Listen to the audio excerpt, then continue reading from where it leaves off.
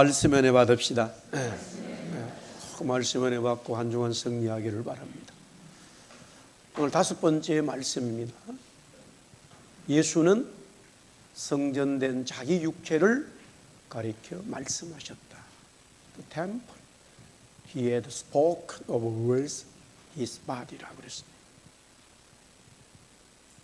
주님의 사랑 안에 거하는 5번째 말씀은 성전인 예수님을 알고 그 성전 속에 거하는 거예요.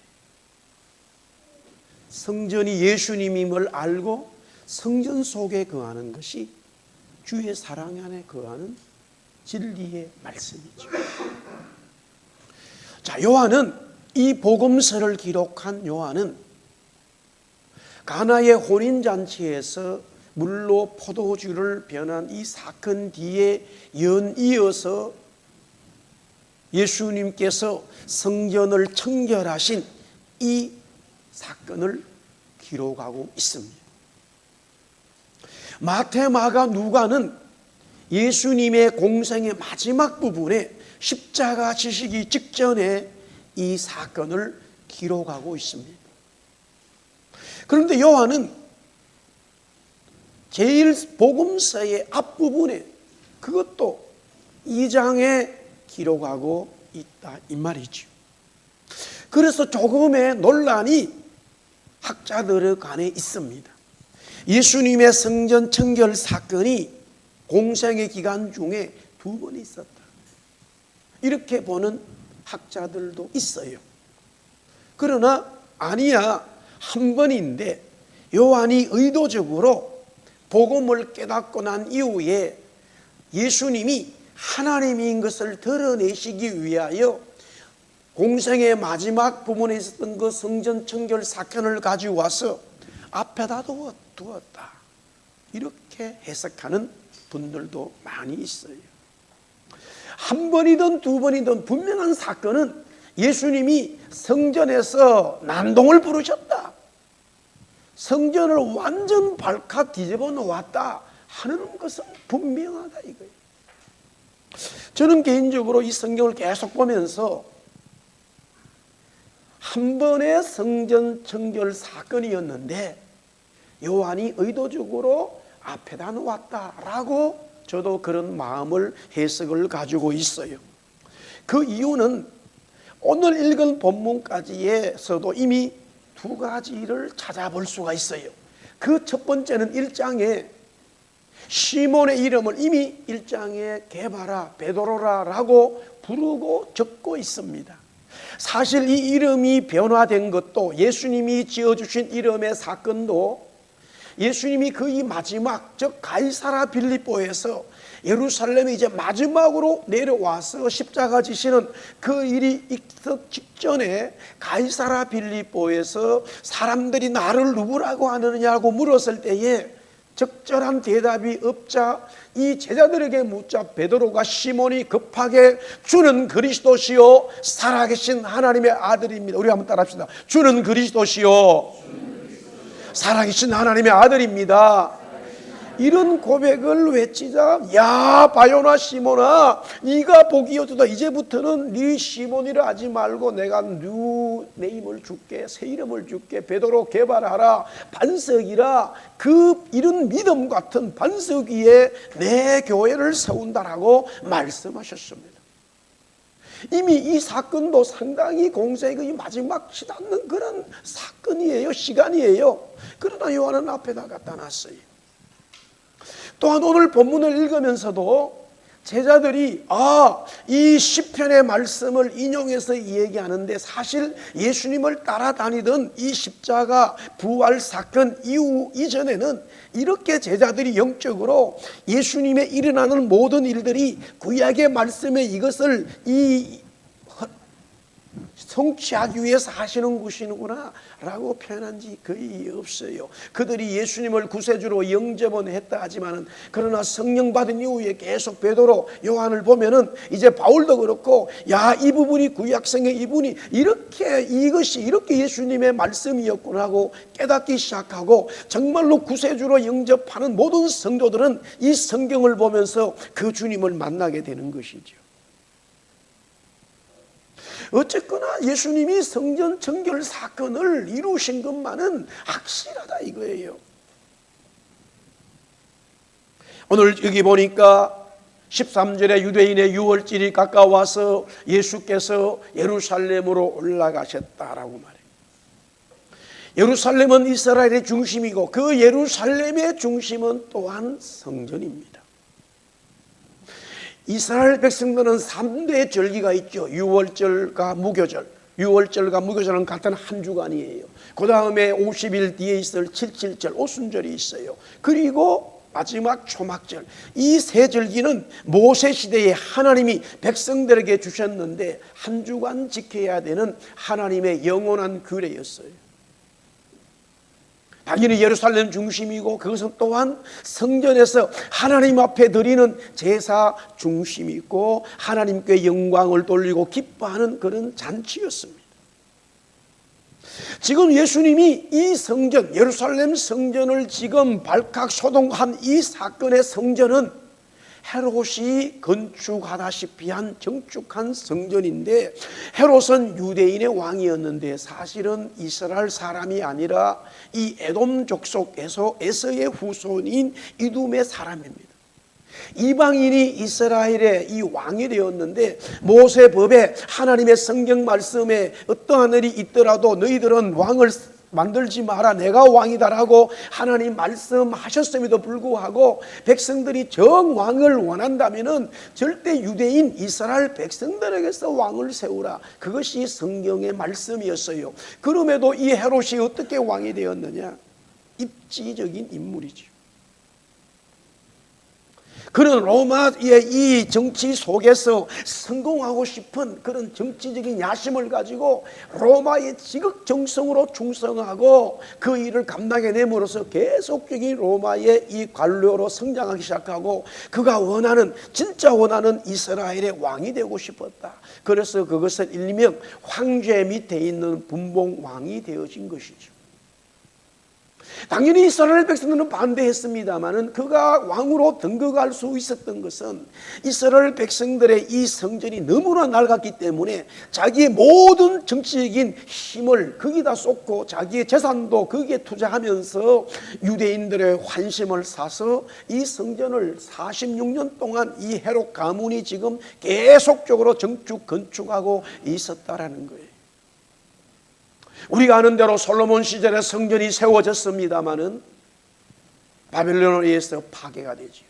그 성전은 어마어마하게 아름다웠고 너무나 많은 재정이 들어갔지만 솔로몬의 능력 때문에 하나님이 복을 주셔서 그렇게 성전이 지어졌어요. 그러나 바벨론은 완전히 그 성전을 무너뜨려 버렸죠. 70년이 지나고요, 다시 조국에 돌아와서 스룹바벨이라고 하는 이 왕시대에 이제 두 번째 성전을 건축하게 되지만 솔로몬의 때에 비하면 너무나 초라했습니다. 규모와 모든 것들이 아주 형편이 없었어요. 그렇게 그것을 할 수 있는 여력이 없었습니다. 그런데도 또 헬라 제국 시대에 되면서 그 성전마저 굉장한 공격을 받게 되어져요. 예루살렘이 전쟁의 중심터가 되면서 성전에서 희한한 일이 벌어져 가지고 성전이 거의 파괴되어졌어요. 물론 완전히 파괴된 것은 아니었습니다만은 그런 아주 볼품없는 성전, 그것이 세월이 흘러서 헤롯이 거기에 자기의 재산을 틀어서 자기의 정치적인 힘을 모아서 정축하고 건축하고 46년 동안 지금 보수하고 있어서 유대인들이 보니까 너무너무 성전에 대해서 이두메가 잘해주니까 그래 너 이방인이라도 우리 왕 되라라고 서로 간에 이 밀약이 일어났던 것이죠. 지도자들. 자, 요한복음 우리가 말씀을 읽었습니다마는 2장 19절에 보니까 이 46년간 되어진 성전을 3일 만에 세우겠다라고 하는 너무나 황당하고 이해할 수 없는 폭탄적인 선언을 예수님이 강하게 외치고 있다 이 말이에요. 우리 계속해서 말씀을 보면서 2장 22절에 보니까 죽은 자 가운데서 살아나신 후에 제자들도 이 예수님의 말씀을 믿게 되어졌어요. 그 당시 예수님이 이 일을 할 때에는 전혀 제자들도 믿지 않았다는 거예요. 예수님을 따르는 제자들도 믿지 않았는데 3일 만에 성전을 짓는다는 것을 그 주위의 사람들이 믿겠습니까?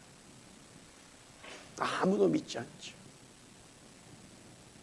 우리가 아는 대로 이 성전은 예수님 자신이라고 말하기 때문에 3일 만에 짓는 것이지만,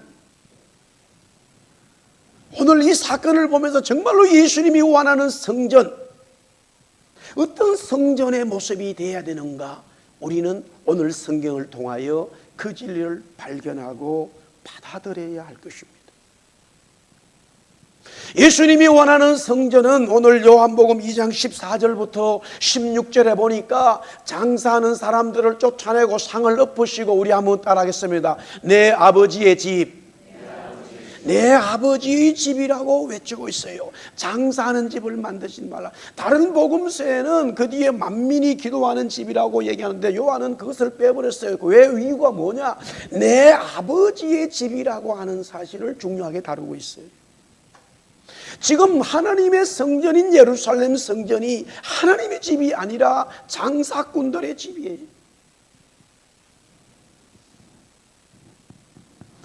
여기에 왜 장사하는 이 사람들이 생겼느냐? 순례자들 때문이죠. 멀리서 오는, 와서 예배드리는 그들이 자기의 동물들을, 제사를 가지고 오다 보니까 그게 한 달, 두 달, 막 6개월 걸리는 분도 있는데, 여러 가지로 동물들이, 재물이 문제가 생기잖아요. 그렇게 끌고 왔는데 대제사장이 뭐 이거는 흠이 있다라고 하면 들을 수가 없으니까 굉장히 어려움이 있어요. 그래서 성전에서 그것을 제공하게 되는 그런 어떤 편의점이 된 거죠. 컨비니언스 템플이 된 거죠. 뭐 그렇게 시작은 나쁘지는 않다라고 볼 수 있어요. 어쨌거나 이유가 있었기 때문에. 그러나 이것이 이제 점점 시간이 지나면서 지도자들과 장사꾼들은 이게 입건이 들어가고 거기에 많은 물질이, 돈이 이제 오고 가는 이런 성전이 되고 말았다는 것이죠. 그 다음에 또 환전소, 돈 바꾸는 환전소가 생긴 것은 출애굽기 30장 13절에서 14절 말씀이에요. 이스라엘 백성들은요 20살 이상이 되면 반드시 성전에다가 성소의 세겔로, 성전에 반세겔을 내야 되는 거예요. 이스라엘 백성들은 반세겔을 성전에 내야 되는데, 문제는 그 당시에 로마의 지배를 받고 있었기 때문에 로마 돈이, 화폐가 통용됐단 말이에요. 근데 그 로마 돈에 이렇게 보면 우리가 다 보잖아요. 지폐를, 세종대, 우리나라 돈은 세종대왕 넣고, 여기도 마찬가지잖아요. 지폐에 보면은 로마 황제의 이 영상이, 화상이 있거나 또한 그들이 섬기는 우상들이 찍혀 있다 이거예요. 그것을 갖다가 하나님 앞에 드릴 수가 없어요. 이거는 하나님 모독죄, 성전 모독죄, 하나님을 모독하는 죄가 되어버리니까. 그래서 전부 다 이스라엘 백성들이 사용하는 이스라엘 민족의 돈인 세겔로 바꾸게 되어졌어요. 익스체인지 뱅크가 만들어질 수밖에 없지요. 여기도 또한 대제사장과 지도자들이 이 일하는 환전소 직원들과 상인들과 결탁이 되어져서 상당히 많은 돈을, 입건을 남기게 되는 일이 벌어진 것이죠.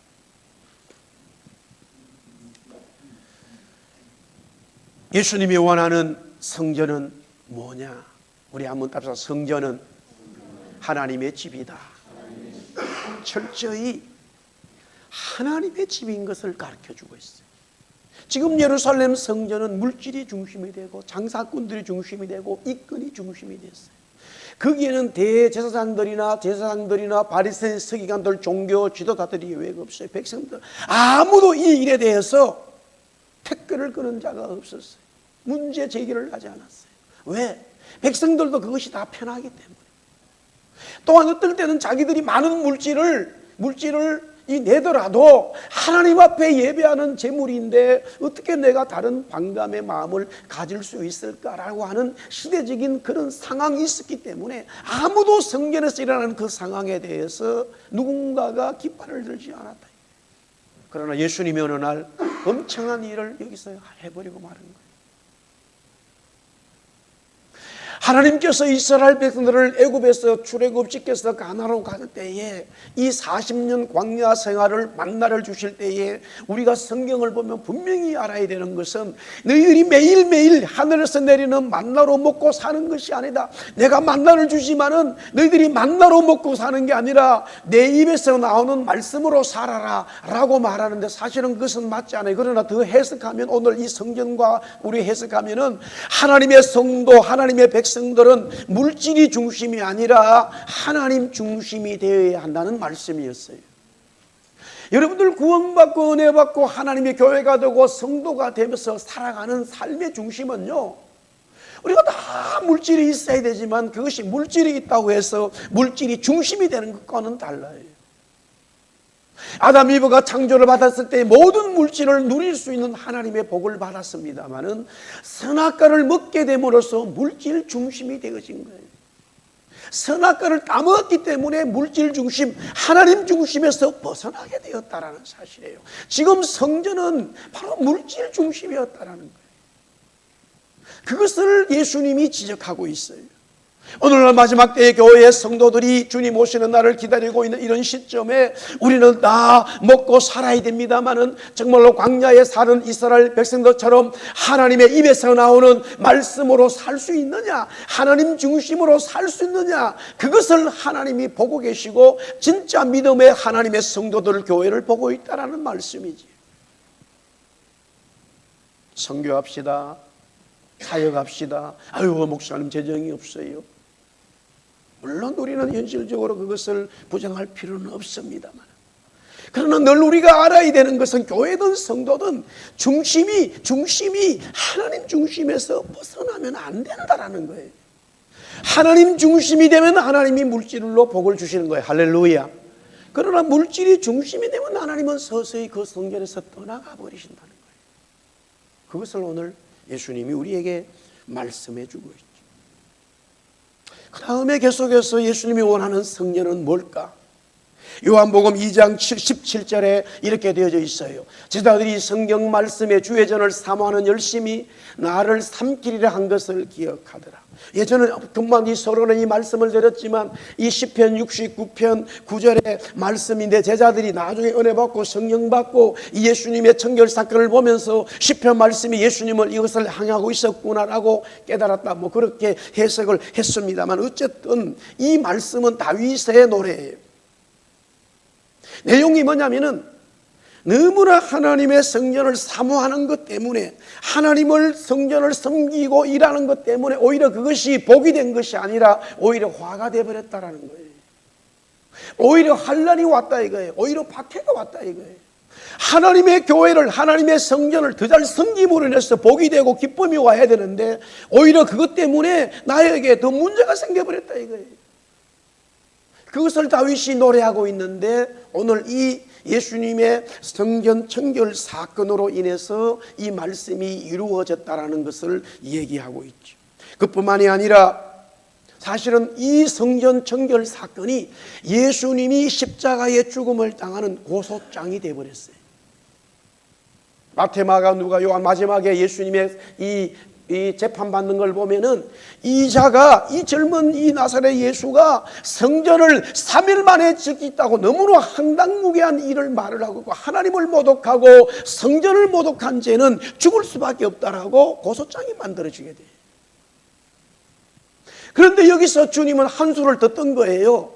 성전 청결 사건 그 자체도 굉장히 중요한 사건입니다만 여기까지만 멈췄어도 이게 정말로 십자가의 죽음으로 갈까라고 하는 고소장이 약해질 수 있는데, 그 다음 말은 더 분명한 십자가의 죽음을 초래하게 되었다 이거예요.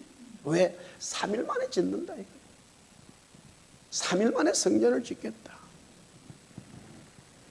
사실 이 말씀을 하시고 이런 행동을 하셨을 때도 제자들이 주위에 있었지만은 예수님의 말과 행동을 이해하지 못했어요. 우리는 종종 은혜 받고 주님의 일을 하면서도 어떨 때는, 저도 마찬가지입니다. 어떨 때는 내가 이해하지 못할 때가 참 많아요. 그래서 우리는 그때마다 하나님이 어떻게 하시는 것을 가만히 지켜보는 이 인내의 마음이 대단히 중요하다. 제자들은 이해를 못했습니다. 물론 그 주위의 사람들처럼 예수님을 십자가에 못 박아 죽이셔요 라고 말하진 않았지만 예수님의 말과 행동을 아멘 받아들이지도 않았어요. 왜? 이해가 되지 않았기 때문에. 그러나 그들이 언제 깨달았습니까? 오늘 요한복음 2장 22절에 죽은 자 가운데서 살아나신 후에야, 즉 그리스도의 죽음과 부활을 경험하고 나서 제자들이 예수님의 이 말씀과 행동을 기억하고 이제 이 상황을 믿게 되었다라고 성경은 기록하고 있습니다. 무슨 말입니까? 우리 한번 따라합시다. 성전은 예수님이셨다. 예수님의 몸을 또 성전. 그러면 주님이 말씀하시는 성전, 첫 번째는 하나님 중심에다가 이 성전을 어떻게 깨닫느냐? 이 성전은 건물이 아니라 하나님의 아들 그리스도인 것을 깨달아야 되는 성전이 되어야 된다는 것이죠. 우리가 아는 이 바울 사도는 사실 이거 진리를 깨닫지 못했습니다. 로마 십자가 형태로 예수님이 죽고 난 이 사건 자체를 굉장히 당연시 여긴 사람 중에 하나가 바울입니다. 심지어는 그는 예수 믿는 사람들을 잡아 가두고 죽이는데, 스데반을 죽이는 데의 주동자지요. 왜 그가 그런 열심을 가질 수 있었느냐? 성경 하나님의 말씀을 모독하고 성전을 모독하는 죄이기 때문에 당연히 이와 같은 죽음을 맞이해도 당연하다고 생각했었기 때문이에요. 그러나 우리가 아는 대로 사도행전 9장에 그가 다마스커스로 가다가 이제 예수님을 만나는데 분명히 십자가에 죽었던 그 예수님이 있었어요. 예수님이 십자가에 죽은 것을 바울은 알아요. 그러나 그것을 나를 위해서 죽었다고 생각하지 않고 자기 죄 때문에 죽었다고, 성전 모독하고 하나님을 모독했기 때문에 죽었다고 생각했지, 구원자로 우리를 구원하기 위해서 십자가에 죽은 것이라고 받아들이고 생각한 적이 한 번도 없어요, 바울은. 그런데 분명히 죽었던 십자가의 그 주님이 자기에게 나타나신 거예요. 네가 박해하는 예수다, 네가 죽인 예수다, 내가 십자가에 죽은 예수다. 이때 바울은 모든 게 깨달아졌어요. 성경이 창세기부터 이 말라기까지 구약 성경인데 그때 학자이기 때문에 하나의 진리가 맥을 잡게 된 것이죠. 이렇게 고백하잖아요. 우리 고린도전서 15장 1절에서 4절 같이 한번 읽어볼까요? 시작. 형제들아, 내가 너희에게 전한 복음을 너희에게 알게 하노니 이는 너희가 받은 것이요 또 그 가운데 선 것이요. 너희가 만일 내가 전한 그 말을 굳게 지키고 그때 믿지 아니하였으면 그로 말며. 자, 먼저 1, 2절에 보면은 바울이 복음을 전했다. 그 복음은 뭐냐? 복음이 어떤, 복음이 무엇을 하냐 이거예요. 복음은 따라서 복음은 우리에게 구원의 은총을 주신다. 그게 2절 말씀이에요. 그 복음이 구원의 은혜를 만드는. 그럼 복음이 뭔데라고 우리가 궁금하지 않을 수 없는데 3절 4절에 그 다음에 나오죠. 다 같이 시작. 내가 받은 것을 먼저 너에게 전하였노니 이는 성경대로 그리스도께서 우리 죄를 위하여 죽으시고 장사 지낸 바 되셨다가 성경대로 사흘 만에 다시 살아. 여기서 내가 받은 것, 그건 바로 복음이에요. 내가 받은 것 복음을 너희에게 전했단 말이에요. 그 전하니까 너희들이 구원받았고 나도 구원받았는데 복음이 뭐냐 이거예요. 복음이 뭔데? 복음이 뭔데라고 했었을 때에 성경대로 그리스도께서 우리 죄를 위해 죽으시고 성경대로 3일 사흘 만에 다시 살아났다. 그게 복음이다. 그러니까 복음은 그리스도예요. 그리스도의 몸이에요. 복음이 그리스도의 몸이고 그리스도의 몸이 바로 성전이다 이 말이에요. 할렐루야, 아멘.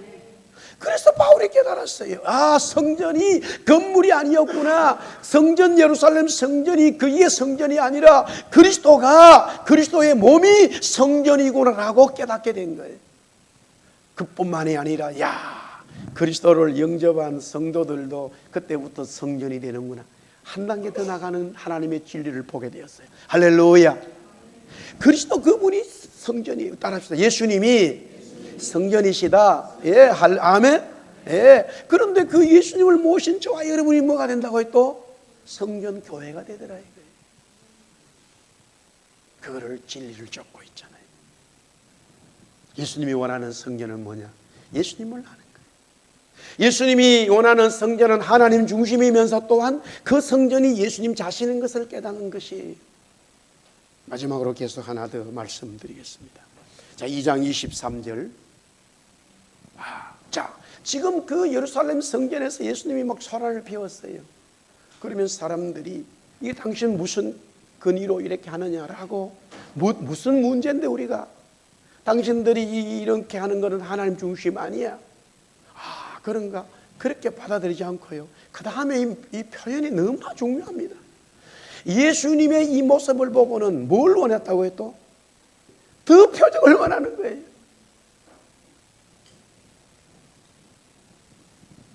많은 사람들이 유월절 절기에 예수님의 표적을 봐요. 그런데 그의 행하시는 표적을 보고 그의 이름을 믿었으나, 우리말로 번역이 굉장히 잘 됐어요. 영어에는 버시드가요. 믿었지만 아닌데, 이런 얘기예요. 표적을 보고는 믿었지만 진짜 예수님을 모른다는 이야기예요. 예수님의 표적과 기적은 보고 야 대단하구나라고 그때 뭔가 믿음이 있는 것처럼 막 찬송하고 찬양하는데 실제적인 예수님을 믿지 않는 거예요. 그러면서 더 많은 표적을 요구하고 있어요. 그때 우리 예수님 말씀하시잖아요. 내가 요나의 표적밖에 볼 것이 없다고, 자기의 죽음의 얘기잖아요. 실제적으로 이들이 이렇게 표적을 원했지만은 결국 예수님을 죽이는 데에 앞장서는 다 표적을 보았던 사람들이에요. 표적을 경험한 사람들이. 사랑하는 성도 여러분과 신앙생활하면서 정말 하나님의 기적과 표적을 경험할 때가 있어요. 저도 지금까지 살아가면서 여러 번 있어요. 그러나 여기서 중요한 건 마찬가지예요. 진짜 여러분이 성전이 되려고 원하십니까?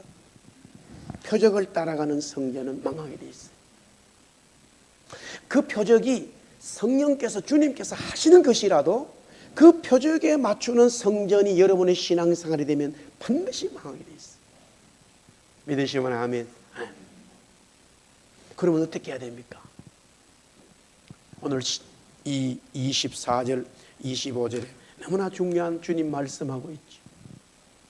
한마디로 24절, 25절 같은 내용인데 사람에게 의탁하지 아니하고 사람의 도움을 받지 않겠다라는 거예요.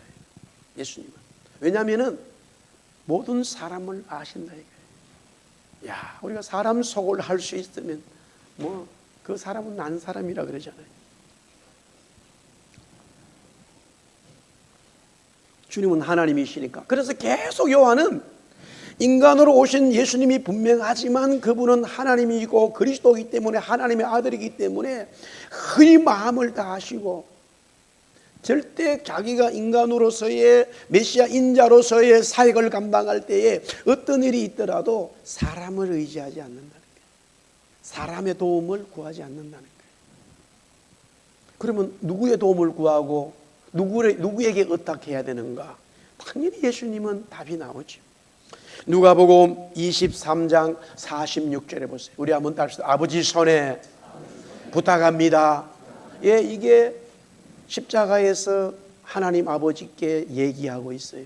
예수님은 하나님 아버지에게만 의탁했어요. 예수님은 하나님께만 부탁드렸어요. 의탁했어요. 또한 보세요.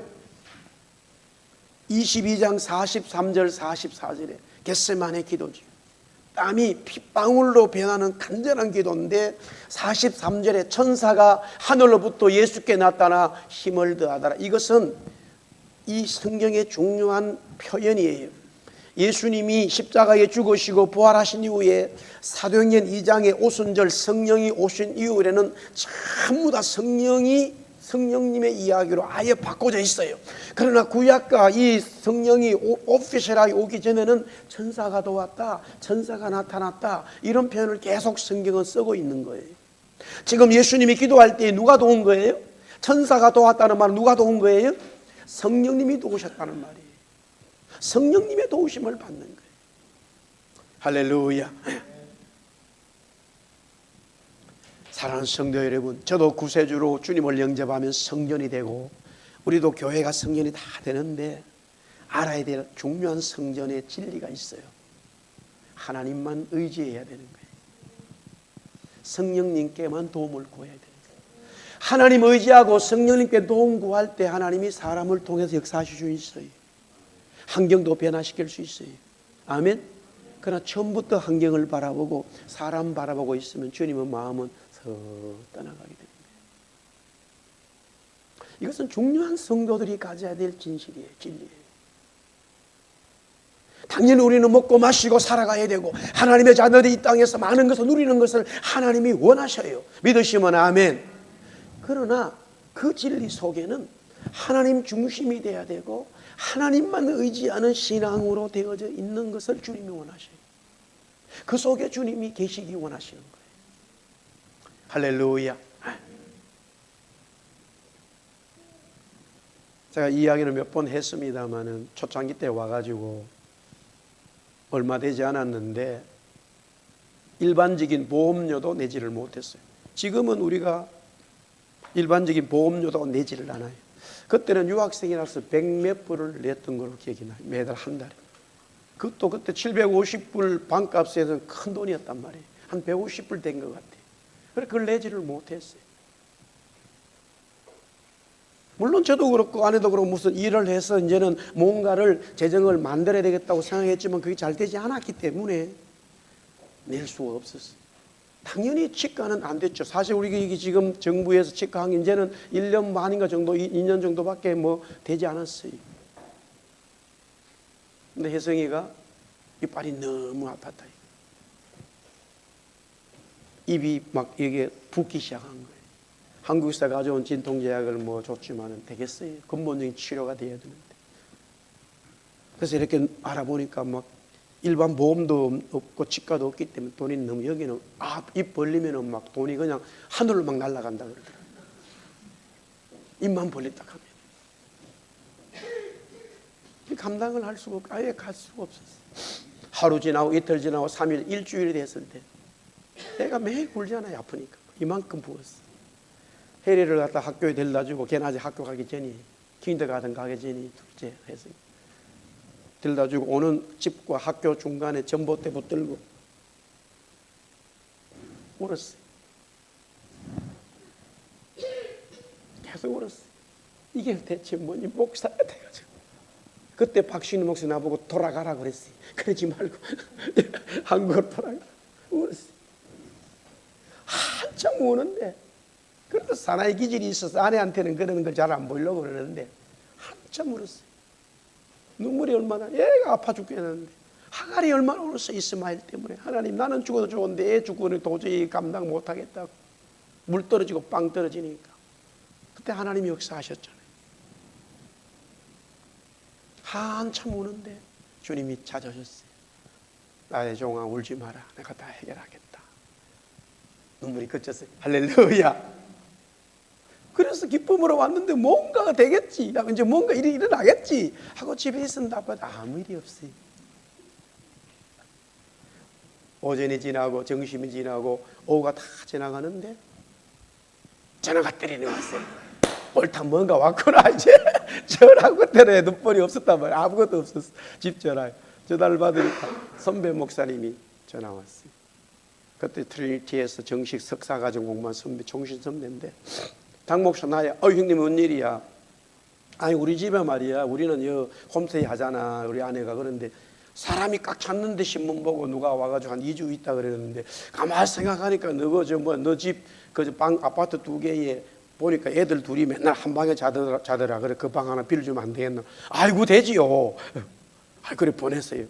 그 집에서 우리 집에 한 15분이면 돼요. 내가 봤을 때 메트로타운이고 우리는 에드먼드에 있었단 말이에요. 그런데 1시간이 지나고 2시간이 지나도 안 와. 그래서 이 사람이 다른 데로 갔구나 아니구나. 근데 이 사람은 우리가 아파트 산다 그러니까 아파트만 찾은 거예요. 한국에서 여행을 오신 분이 아파트 어떤 아파트에?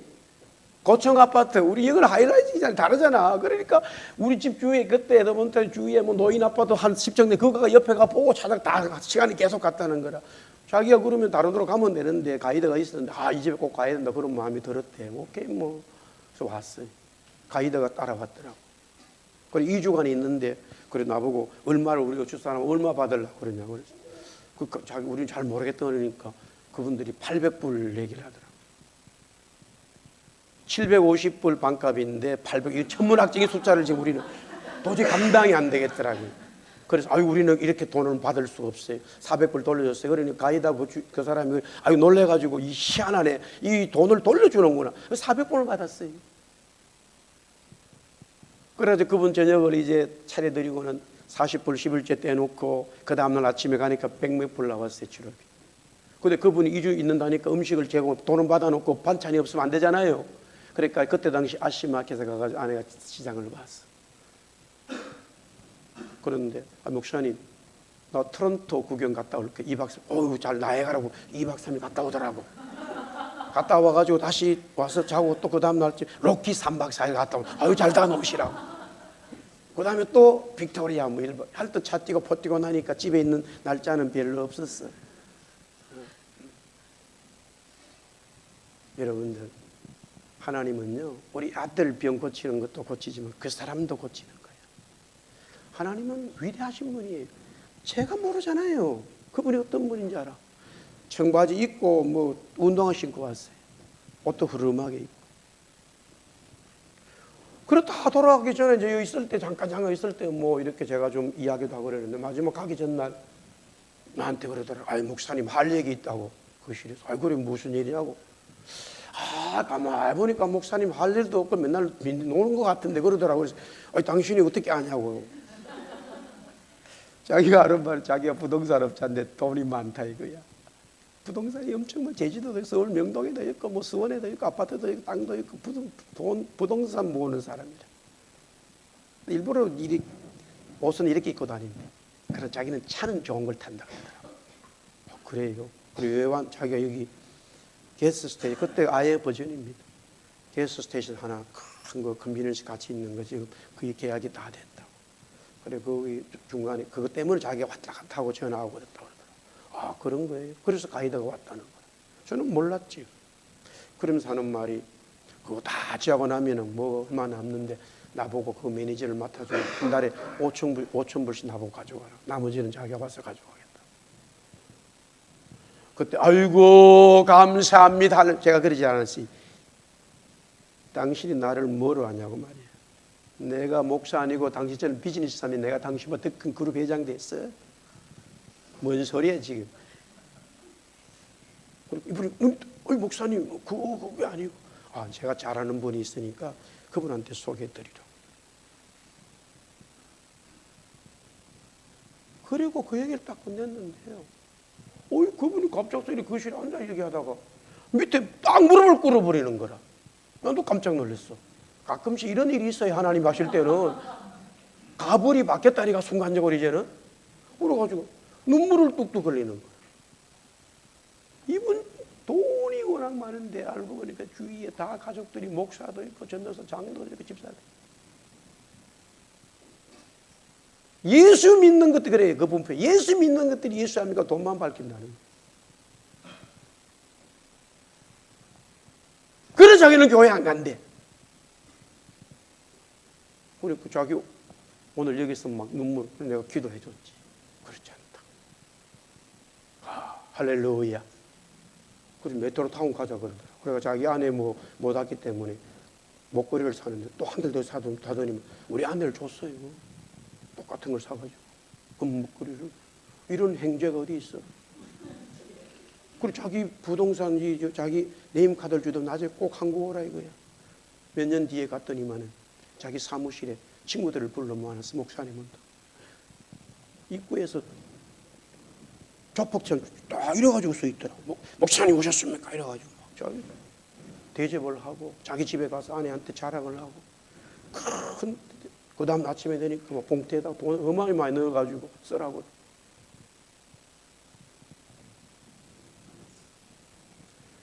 이민생활 광야 같아요. 다 목회자도 예외가 없어요. 우리는 일도 할 수 있고 안 할 수도 있어요. 그 자체가 문제가 아니에요. 주님은 우리에게 무엇을 요구하고 있어요? 따라합시다. 주님만을 의지합시다. 그걸 원하는 거예요. 그거 얘기하고 싶은 거예요. 할렐루야. 할렐루야. 주님을 의지하는 우리 성도들 교회 되기를 주의 이름으로 축복합니다. 기도하겠습니다.